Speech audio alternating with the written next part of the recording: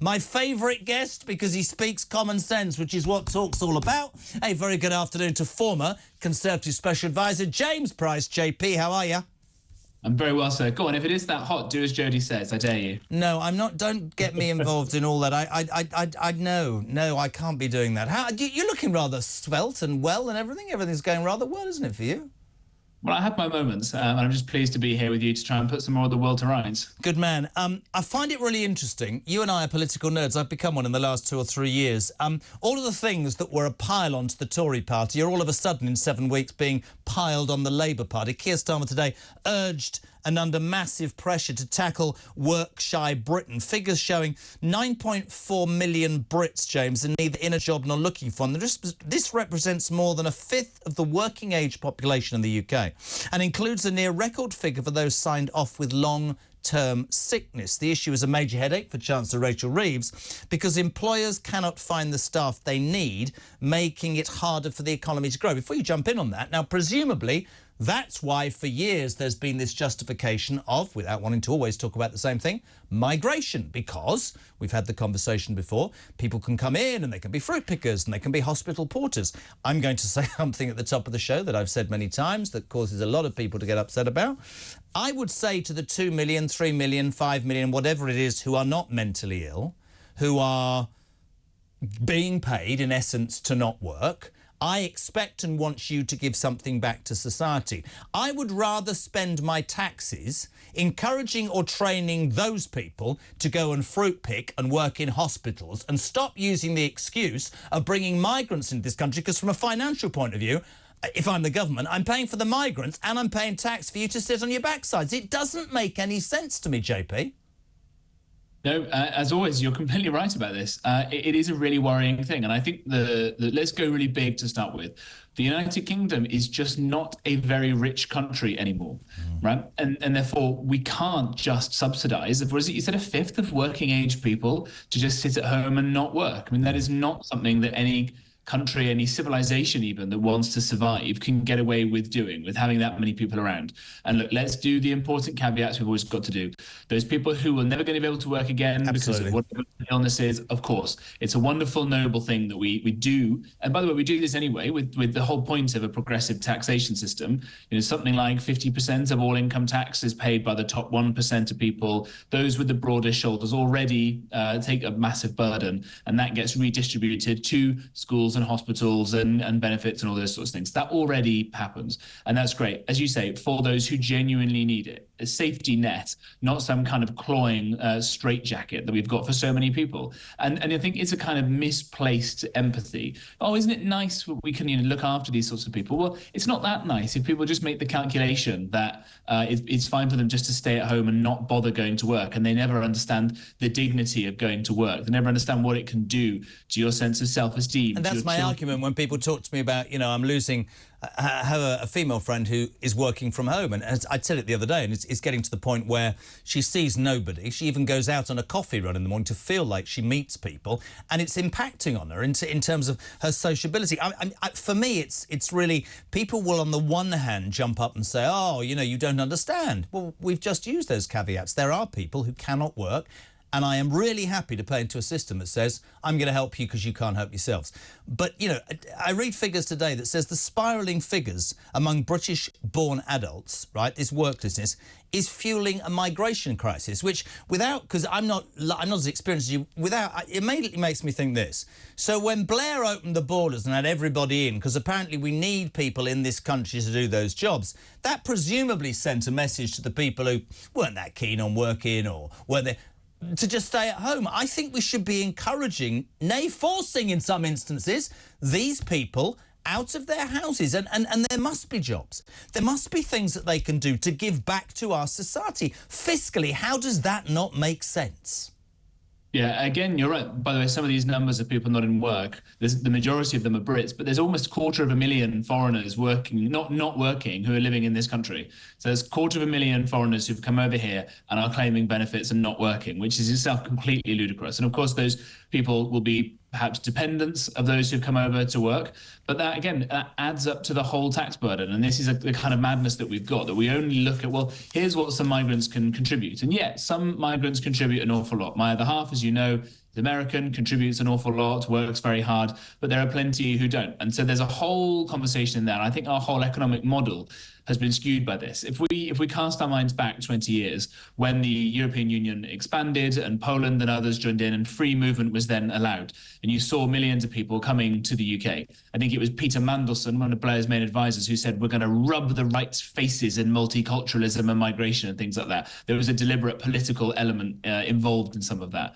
And that was a choice that happened. And a lot of those people came from a country like Poland that was very, very poor still then. Let me give you an example. My makeup lady for the last 5 years, I won't name her, came from Poland, set up a business, employs 20 or 30 girls. I don't know, hand on heart, anybody who works harder than Mags, right? Harder in the... She is probably more vocal about migrants and people sat on the dole, and has every right to, because she's paid thousands of pounds in tax and employed people through her endeavours in this country. And that's the point I'm trying to make. It just concerns me that, you know those people that go, the NHS isn't fit for purpose anymore because of an ageing population, because of a greater population.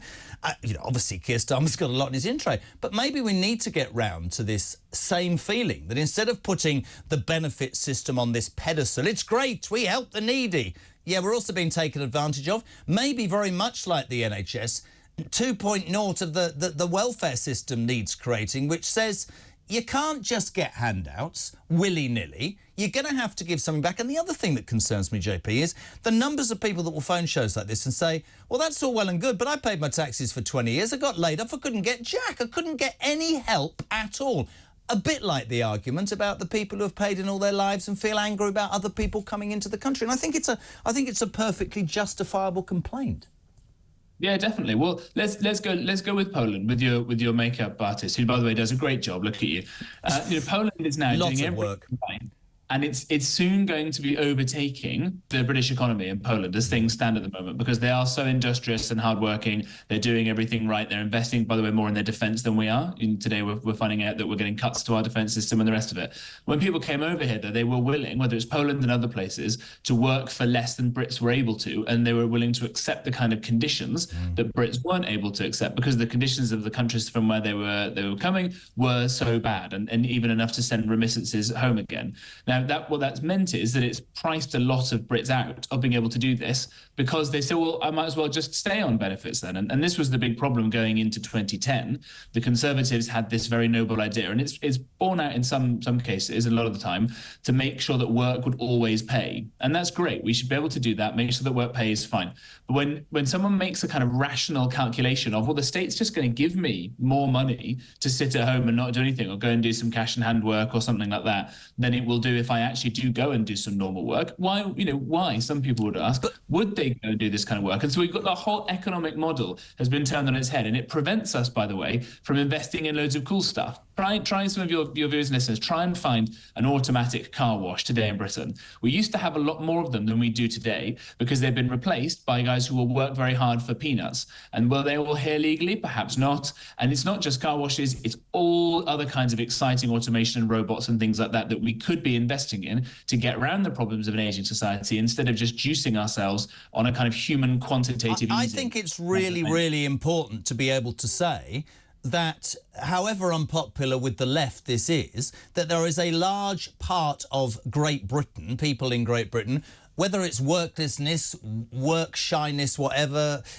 fecklessness, laziness, that they need to be doing more. Are you happy to stay? I've got a couple of calls. I want to get some opinion. Jane's in Derbyshire. Jane, you're on Talk Drive. James Price is here as well. What are you going to say? Right. First of all, please don't tell me I talk posh like you did last time.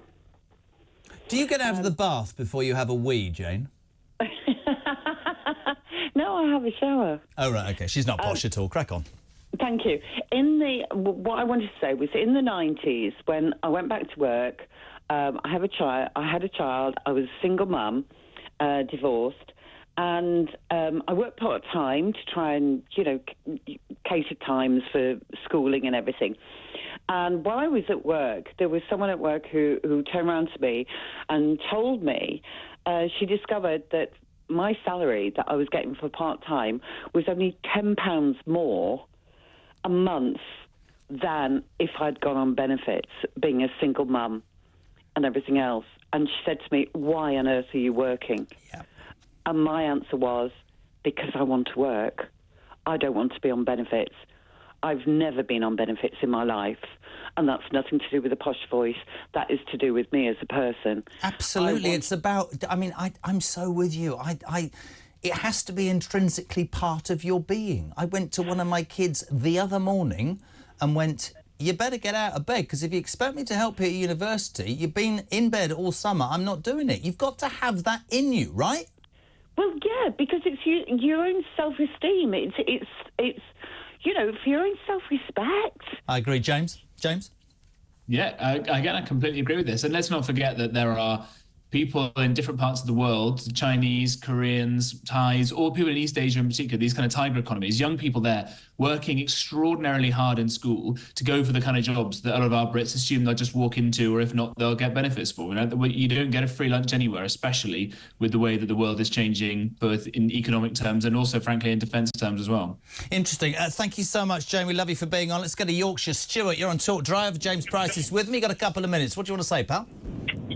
Well, basically, I got in a conversation with a guy in the local pub a few years ago now, and he was quizzing me on what I did. I'm a sales manager, and he asked me what I'd got, and he was disgusted. And I said, well, what do you do? And he said, I won't get out of bed for less than 35 grand a year. And I said, what's your skill set? He said, I'm a forklift truck driver. I said, well, you're not going to get 35 grand a year for a forklift driver. He said, yeah, but it angers me that you're the wage you're on. And I said, listen, pal, I left school in 1981 and started on a youth opportunity scheme on £27.50. It's taken me 40 years to get where I am. It's taken me 40 years. If you want to get where I am, go out and work, get promoted, work hard, do your best, educate yourself, get up the ladder, and you can be on what I'm on. But don't be expected just to go and get a 35 grand a year as a forklift truck driver, because it ain't going to happen. Sure, honestly, and I know James would agree with me, you speak everything that I feel, and people will say, oh, but it's difficult to start at the bottom. Maybe it is, but you've got to have it in you, and we can blame parents, we can blame society in general, but James, it would be fair to say that Stuart's philosophy is great, but the system that we're criticising isn't creating that hunger, that desire, that commitment, because it's basically paying people to do nothing. Yeah, absolutely right. The tool, as Margaret Thatcher said, the tool may be economics. The objective is to change the soul and to change Britain from a give me something culture to a what can I contribute, what can I go and do to make this place better. We should be trying to instill exactly that kind of work ethic in people from a young age. And if we can't, we shouldn't be just spoiling people by handing them out these benefits. And again, it's not everybody. Of course, those who can't work, we should be looking after in a civilized society. But we all know that that's far from everybody. We've heard a few examples of it just then from some other people. Stuart, just very quickly, mate, when you hear us talking about this and you know that the left wing, the bedwetters, as I say, will say you're being really unfair because all these people are, they're mentally ill or they're disabled. What's your response? You've worked and you've grafted. What's your response to that? I tell you what nails me. It's a lovely afternoon this afternoon. I've been up to Newcastle today and I've put a full day in today. But when I come back home and I go through the local town, there'll be loads of people sat in the local Witherspoons, all having a drink, all relaxing. And I think to myself, who's the biggest spook? Who's the fool here? Is it me or is it them? They've got it sorted. Have they though? Have they though? Because maybe I'm wrong. There's something very personally, I think, for any individual, satisfying for making a success of your life or being able to go out to work and buy what you want. Stu, keep listening. We love you from Yorkshire. Thank you very much, Steve. James, this is not a question you've ever been asked. You know I'll have you on every single day. You're amazing. Very, very, very, very quickly, I'd like your very experienced response to the shocking breaking news in the last 20 minutes that Love Island's Molly May Hague and Tommy Fury have split after 5 years. I don't know who this is. I'm Team Molly because she seems like a modern-day Thatcherite from what I know. That's a girl who has worked hard all her life, right? She's a little businesswoman in the making, and I think that we should be Team Molly on this. There you go. JP is Team Molly. Thank you, my friend. We'll have you on as ever, always. Brilliant. James Price, speaking truth, speaking honesty, which